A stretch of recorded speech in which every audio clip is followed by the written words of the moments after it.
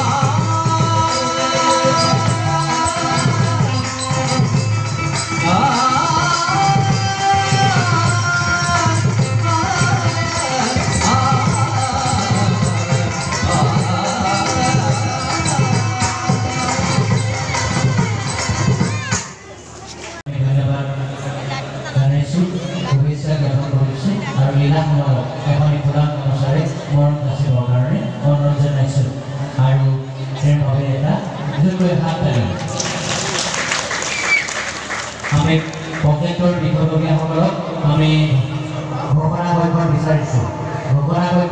প্ৰজেক্টৰ বিষয়ববীয়াসকলক বিচাৰিছোঁ।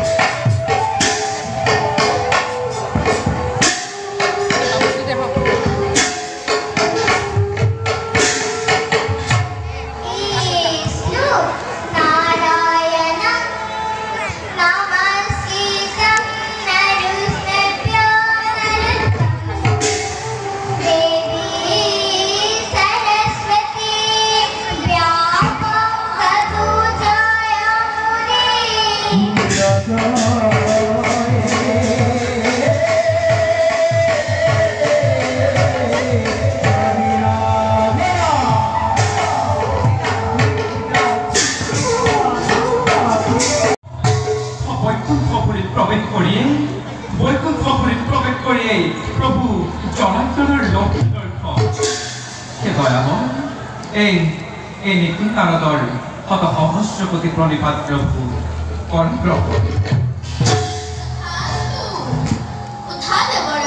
প্ৰভু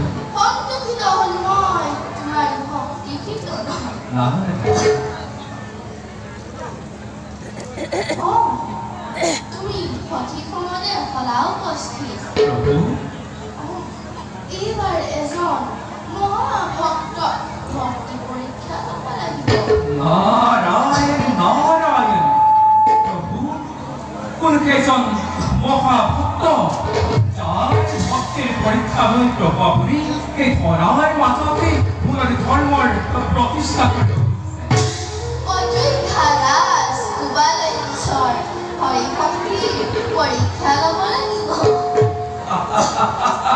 নাৰায়ণ নাৰায়ণ প্ৰভু অযোধ্যাৰাজ কুবালেশ্বৰ নাৰায়ণ নাৰায়ণ প্ৰভু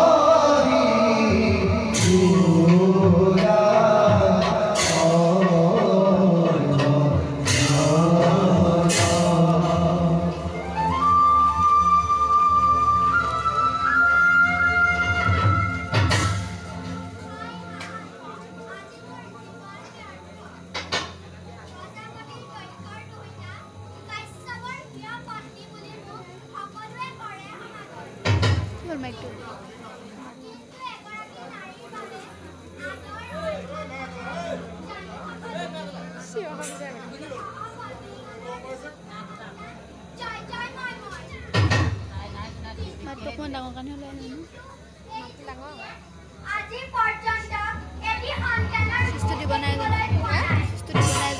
হে ভগৱান আজিও মই তোমাৰ দয়াৰ পৰা বঞ্চিত হ'ব লগা হ'ল আৰু প্ৰাণনাথ তোমাৰ পুৰুষাৰ্থ কিয় এই গীতিৰ কাৰণে নাই মই মাতৃত্ব বিচাৰো মৰণে প্ৰীত এই গীতি আজি উন্মাদিনী আজি মোক লাগে স্বামীৰ পৰশ প্ৰাণনাথৰ বিষ্ণু পূজাৰ সময় সমাগত যাম মই বিচাৰোঁগৈ তেওঁক আৰু দিওঁ প্ৰেম আলিংগন